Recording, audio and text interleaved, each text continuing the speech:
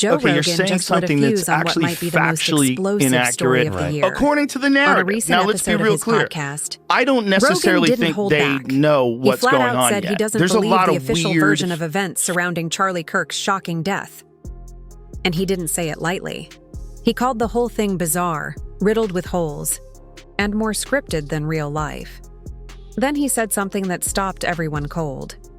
This story has more holes than Swiss cheese. From that moment on, the internet exploded. Reddit threads popped up in real time. Hashtags like "Hunch Rogan was right" and "Kirk case mystery" trended worldwide. And what was once a tragic news report started turning into something else entirely. A national riddle, fueled by inconsistencies, missing files, and unanswered questions. How does a young suspect allegedly use a century-old rifle with sniper-level precision? Why were early police logs mysteriously edited to remove key details? And who is the older man who showed up at the scene, only to vanish from the narrative days later?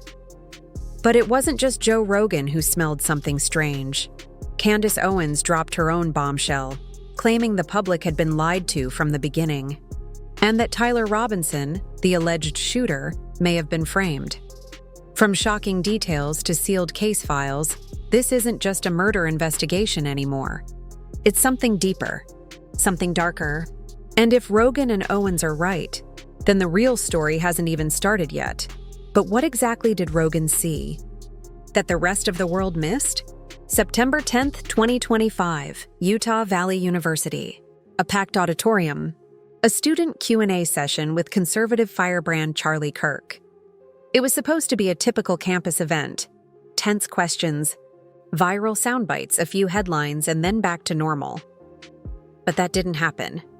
In a matter of seconds, the energy in the room shifted from political debate to panic. Students screamed. Staff rushed the stage. Charlie Kirk collapsed, live in front of hundreds. Emergency responders jumped into action. But just hours later, Kirk was pronounced dead. The official report? A lone shooter, Tyler Robinson, 22 years old. Arrested after a 33-hour manhunt, news outlets wasted no time. They posted his photo, his alleged motive, and even listed the weapon used, a restored World War I rifle. The case was declared solved in less than 2 days, but to many, something felt off. The entire sequence moved too fast, too clean, too coordinated. Key evidence had already been identified, suspect motives already drawn, and a convenient narrative was spreading like wildfire. It was almost like someone wanted the public to stop asking questions and move on. That's when Joe Rogan spoke up. On his podcast, Rogan didn't hesitate. "It doesn't add up," he said bluntly. "From the weapon to the arrest to the timeline, this story stinks." He pointed out how the details felt too perfect, too scripted. He questioned how a college kid with no background in weapons could pull off such a precise act using an antique rifle. And just like that, everything changed. Because when Rogan starts asking questions, the world starts listening. And that's when the timeline began to unravel. It started with a rifle. According to the official report, Tyler Robinson used a restored World War I rifle, yes, a gun that's over 100 years old, to strike Charlie Kirk with deadly precision. But Joe Rogan wasn't buying it. On air, Rogan leaned into the mic and said, "I swear to God, that rifle didn't look antique at all." He wasn't the only one who noticed. Early images from the scene, including stills leaked to independent forums, showed what appeared to be a modern firearm: composite stock, upgraded scope, and a sleek matte finish. Rogan, who's no stranger to firearms or military-grade gear, called it out instantly. "That's not a WWI rifle. That looks like a 30-06 with modern parts." And with that, Rogan cracked the case wide open. Online sleuths rushed in. Forums flooded with side-by-side comparisons. Gun experts weighed in on podcasts and live streams. TikTok exploded with breakdown videos of the weapon's supposed build. Trigger sensitivity, recoil accuracy, barrel length, none of it matching what would be expected from a century-old firearm. But it wasn't just the weapon. Rogan raised the next big question: who gave it to him? Where would a 22-year-old with no known background in guns even get access to a professionally refurbished antique? There was no record of ownership, no connection to a collection, and no fingerprints ever mentioned publicly. The deeper Rogan dug, the stranger it got. He even questioned how someone so young could execute something so precise in a crowded venue, under pressure. "You don't just wake up and hit a shot like that," he said. This was professional, or at least trained. That thought echoed across the internet like a warning bell, because if Tyler wasn't acting alone, who else was involved? But the rifle was just the beginning. Just when the story couldn't get stranger, Joe Rogan dropped another bombshell, one that left his listeners speechless. "There was this guy," Rogan said slowly. "Older. He showed up right after the shooting. Started yelling, 'I did it! I did it!' Took his pants down. Total chaos. At first it sounded like a distraction, a confused man seeking attention in the middle of tragedy. But then Rogan dropped a chilling detail. That same man, same face, same voice, had been spotted before. Not once. Not twice. But at multiple national emergencies. He was there at the Boston Marathon bombing. He called into dispatch during 9/11. He showed up at another public incident just weeks prior. Always yelling. Always in the background. Always walking away unnoticed. Was it coincidence? Or something more sinister? Internet detectives got to work. Screenshots, video angles, audio analysis. Forum threads began calling him the decoy. And what happened next only fueled the fire. Just days after the Kirk incident, the man was quietly arrested on unrelated but deeply disturbing charges involving illegal online content. The timing? Too perfect. The result? He was silenced before anyone could ask questions. No interviews? No testimony. Just gone. Joe Rogan didn't mince words. It's like they took a key piece off the board. And they did it fast. Reddit erupted. Some said he was a planted distraction. Others believed he was a handler, or even part of a pattern used to confuse the public in cloud investigations. Candace Owens later called him a living red flag the media pretended not to see. And still, the mainstream press said almost nothing. One minute he's shouting confessions, the next he's in jail, and then nothing. No trial updates, no news coverage, no questions answered, and that's when another powerful voice stepped in. While Joe Rogan questioned the inconsistencies, Candace Owens went straight for the throat. In a live stream that pulled in millions within hours, she didn't just challenge the official version, she accused the entire system of deception. Her opening words hit like a hammer. "The public has been misled since day one, and I no longer believe Tyler Robinson is guilty." Owens claimed she had received confidential information from sources close to the investigation, details the public was never meant to see. And what she revealed turned the entire narrative inside out. First, she focused on Tyler Robinson's surrender. According to the authorities, Tyler's father convinced him to turn himself in. But Candace said that never happened. Her sources claimed Tyler was in a confused mental state, repeating nonsense, unable to explain what was happening. His surrender wasn't voluntary, it was panicked, desperate, and possibly manipulated. Then came the so-called evidence, the rifle, the clothes, the text messages. Candace said the language in the messages sounded nothing like Tyler. He wasn't known to use words like vehicle or destination. They were too formal, too rehearsed, as if someone else had written them, and most damning of all, Candace said Tyler had no experience with guns. No interest. No training. No hunting background. Not even video games. Yet somehow he pulled off a perfect shot with an antique weapon he'd never touched before. Her conclusion was simple. It doesn't add up. Not one part of it. She questioned the forensic trail, the motive, even the arrest timeline. And when Owens looked into the official report, she discovered something even more suspicious. The files were sealed, within days. Technical documents, normally released to the public, were suddenly marked confidential.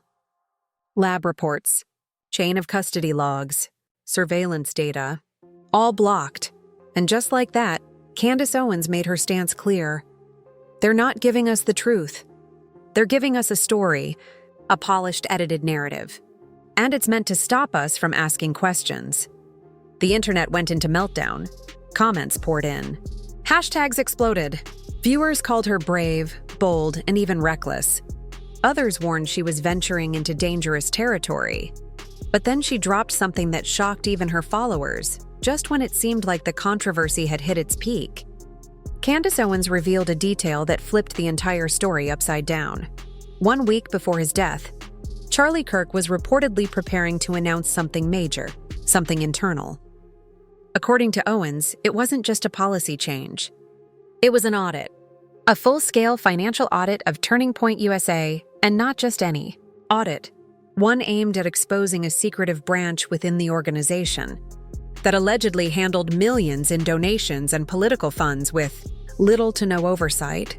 Owens described it as a backroom engine, an off-the-books team responsible for moving money through shadow consultants, hush PR campaigns, and lobbying firms with questionable ties.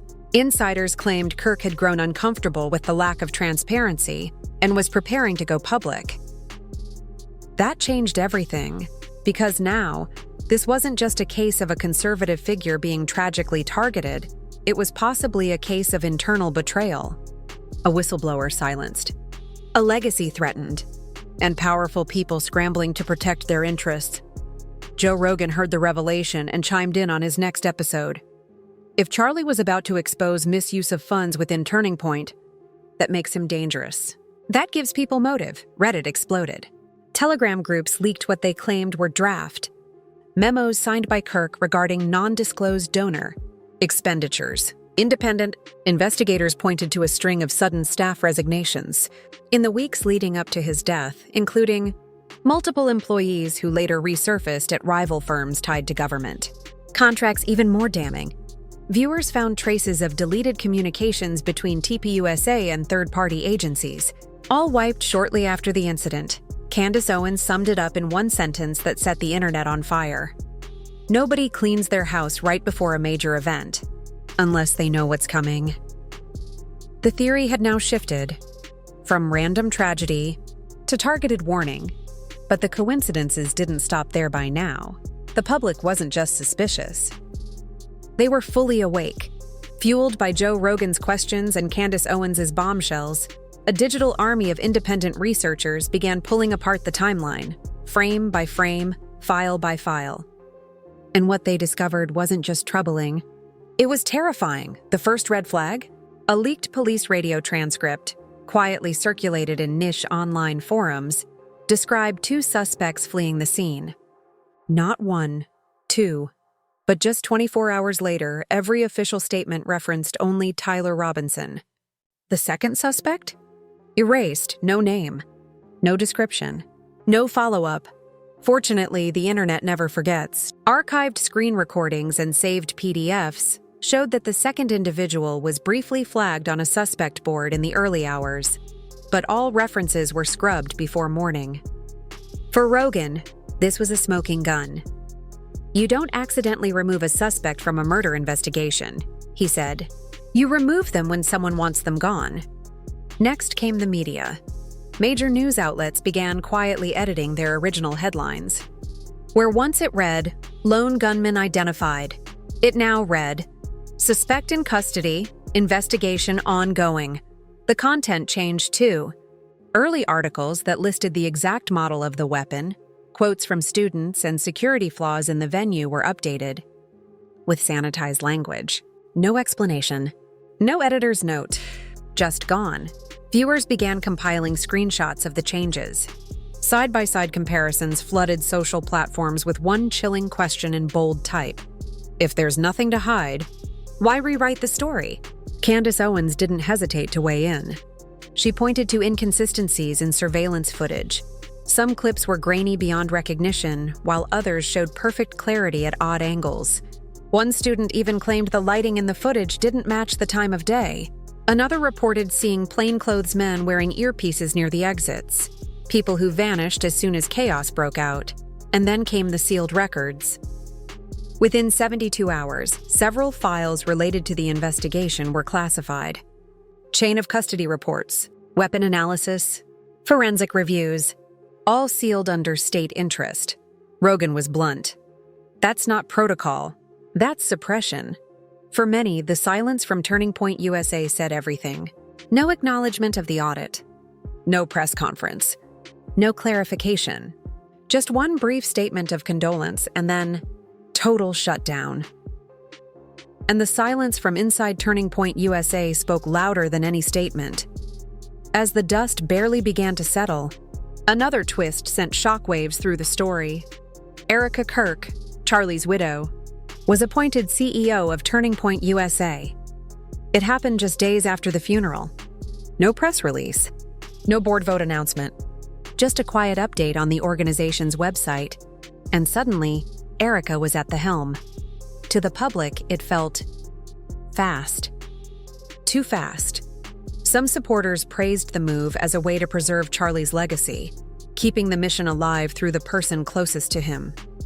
But others weren't so sure. Rumors began circulating online. Was this leadership transition planned all along? And if so, did Erica know more than she was letting on? Internet sleuths went digging. Leaked screenshots of group chats and internal texts showed that Erica had allegedly been in talks with senior donors before Charlie's death. One message, later blurred and redacted, mentioned the phrase, "Stabilize things.